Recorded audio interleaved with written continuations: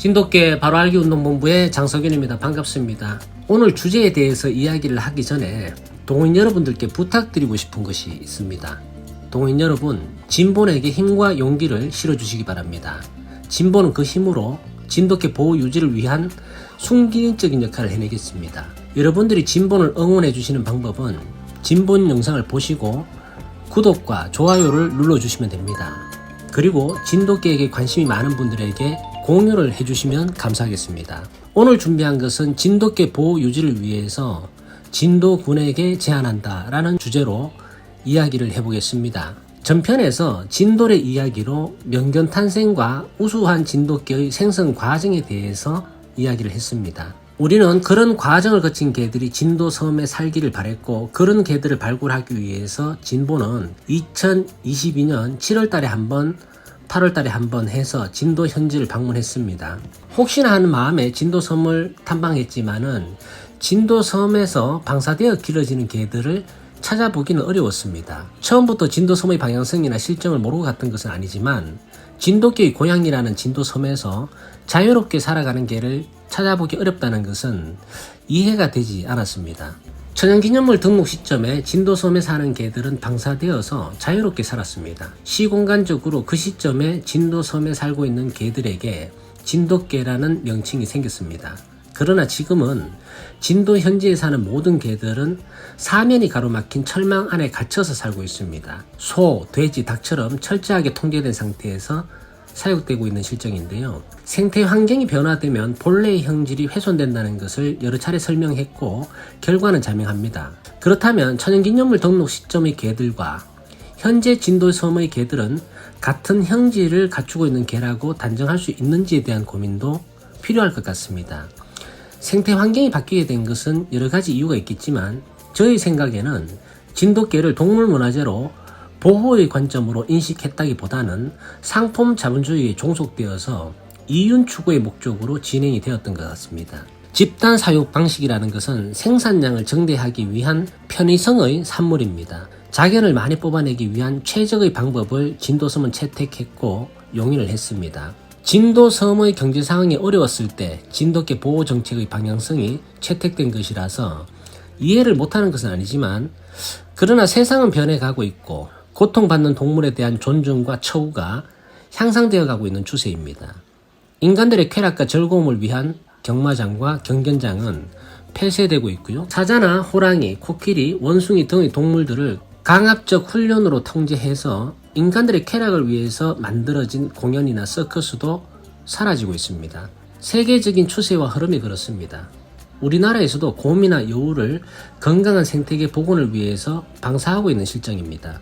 돌고래 쇼를 하던 돌고래들을 자연으로 방사하고 돌고래들이 쇼를 했던 공연장은 기념관으로 남겨뒀습니다. 기념관을 남겨둔 것은 무엇을 기억하기 위해서입니다. 인간들이 흥미와 쾌락을 향유하기 위한 도구로서 돌고래들에게 공격 본능과 번식 본능을 줄이기 위해서 신경 안정제를 투약하고 혹사시켰다라는 잔인한 인간들의 행위와 죄의식 없는 무지함을 기억하고 반성하기 위해서 기념관이 생긴 겁니다. 지구상에서 살아가는 모든 존재는 각자의 역할이 정해져 있습니다. 하나의 종이 이기적으로 자신의 의무와 역할을 충실하게 이행하는 동안 자기도 모르게 네트워크가 형성되고 다른 종과의 상호작용을 하게 되면서 조화와 균형을 이루고 살아가는 모습을 건강한 생태계라고 합니다. 그런데 종의 경계가 인간들의 집단적 욕망과 이기심에 의해서 균열되고 파괴되면 그 피해는 지구상에 사는 모든 인간들 뿐만 아니라 동물들이 감수해야 한다는 것을 자연은 끊임없이 경고하고 있습니다. 우리는 2, 3년 주기로 한 번씩 찾아오는 메르스나 에볼라 같은 바이러스의 공포를 겪어왔고 현재도 코로나 바이러스와 싸우고 있습니다. 학자들은 새로운 바이러스가 창궐하는 근원은 종의 경계가 인간들의 탐욕으로 파괴되었기 때문에 나타나는 현상으로 해석합니다. 종의 경계를 허무는 대가는 참혹했고 감당하기 어려운 사회적 비용을 지불해야만 합니다. 동물을 보호하는 협회에서도 이러한 관점에서 방향성을 잡았으면 합니다. 진돗개는 다르다고 생각하시겠지만 진돗개 역시 다를 게 별로 없습니다. 자연성은 인간들의 탐욕으로 종의 경계를 파괴하면 반드시 그 채무를 돌려받습니다. 이대로 가다가는 진도섬에 사는 진돗개의 미래는 암울하게만 합니다. 진보는 진돗개는 멸종 단계에 있고 진돗개라고 불리우는 개들은 변질되었다라고 주장을 하고 있습니다. 진돗개 보호 정책은 존재 가치를 보호했던 것이 아니라 상품으로서의 이윤 추구가 목적인 정책의 방향성 때문에 시간이 갈수록 진돗개들의 성지였던 진도섬의 본래의 기능을 상실해 가고 있습니다. 맨 처음 진돗개가 천연기념물로 지정되고 난 뒤에 대중들에게는 진돗개들의 원산지는 진도섬이고 특산품종으로 인식되었습니다. 정부에서는 진돗개 보호를 위한 국비 지원과 지방자치에서도 금전적 지원뿐만 아니라 인적 지원까지 아끼지 않았고 매스컴에서는 홍보를 대대적으로 했습니다. 그 덕분에 진도섬은 분양할 강아지들이 부족할 만큼 호황을 누리기도 했습니다. 그러나 현재는 상황은 많이 달라졌습니다. 진도섬만의 특수를 누렸던 진돗개 판매가 육지에서 더 활발하게 이루어지고 있기 때문입니다. 한국전쟁 직후부터 외국에서 들어온 상품 자본주의의 목적인 이윤만을 추구하기 위한 전략적 애견 문화의 상징인 전람회를 육지에서 먼저 수용을 했고 60년대 말부터 진도섬도 무비판적으로 그러한 추세를 따르기로 결정을 했습니다. 대표적으로 모색 단일화 정책을 꼽을 수가 있습니다. 육지 번식자들과 진도 번식자들이 경쟁을 하는 데 있어서 이윤 추구의 목적성이 같다면, 즉 진돗개의 가치나 우수성을 증명하기 위한 방법이라는 것이 전람회에 출전해서 덩이를 수여받는 개가 값어치가 있다라고 하는 쇼동 문화에 동조한다면 진도섬은 육지인들과의 경쟁에서 무조건 필패하고 맙니다.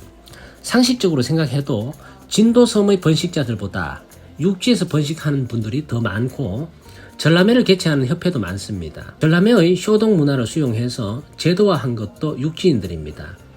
육지 번식자들은 그 시스템에 최적화되어 있고 정보 공유나 번식견 교류도 더 활발합니다.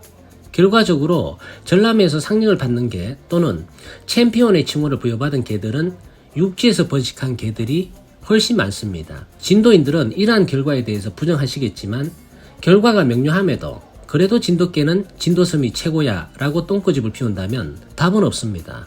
안타깝게도 진돗개를 처음 접하는 동호인들도 원산지는 진도섬이다 라는 것보다는 협회나 단체장, 챔피언이라는 상징성에 노출되어 있고 말 잘하고 홍보를 잘하는 사람들을 찾고 접근이 용이한 편의성에 의존해서 진돗개를 분양받습니다. 지금 이 순간부터 과거의 영광을 되찾기 위해서라도 진도섬은 달라져야 한다고 생각합니다. 진돗개의 원산지는 진도섬이고 진돗개들은 진도섬의 특산품종이란 이유로 그동안 정부의 지원과 대중들의 지지를 받아왔고 엄청나게 많은 개들을 분양하는 특수를 누리기도 했습니다. 진도섬은 진돗개들의 활약상 덕분에 많은 혜택을 받은 곳입니다.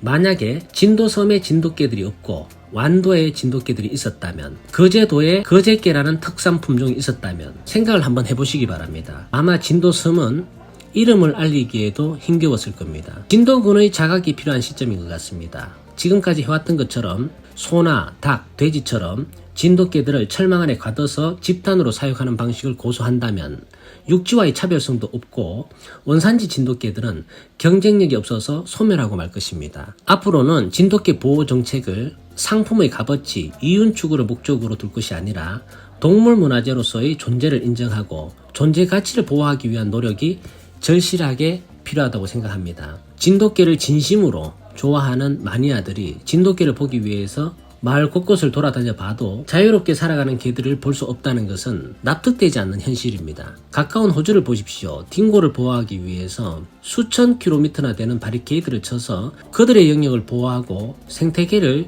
유지하기 위해서 노력하고 있습니다. 반대로 진도섬은 한평 남짓한 공간에 개를 가두어서 평생을 살게 합니다. 다행스럽게 분양이 되면 그곳에서 해방되겠지만 분양이 안 되면 그곳에서 평생 살아야 합니다. 이런 처우를 받는 개가 무슨 천연기념물이고 대한민국을 대표하는 개입니까? 진돗개들은 천연기념물로서 보호를 받는 것이 아니라 우리나라에 사는 모든 개들을 대표해서 집단적으로 벌을 받거나 학대를 받는 것 같다는 느낌을 떨쳐버릴 수가 없습니다. 정리하자면 집단 사육 방식은 관리의 편의성과 생산량 증대를 위한 방법이지 동물 문화재를 보호하기 위한 방법은 절대 아닙니다. 그래서 의식 있는 동호인들이 과거처럼 진돗개들을 방사해서 길렀으면 좋겠다라고 조언을 하면 혹자는 개들을 풀어놓으면 위험하다, 주민들에게 위해를 가할 수 있다, 농작물에 피해가 된다 등의 말씀을 하시는데 하나같이 핑계처럼 들립니다. 통계청 자료에 의하면 진도군의 인구는 한때 10만 명이 넘었던 적도 있습니다. 그때도 모든 개들은 자유롭게 방사되어 살았습니다. 그때는 어떻게 공동체를 이루고 살았습니까?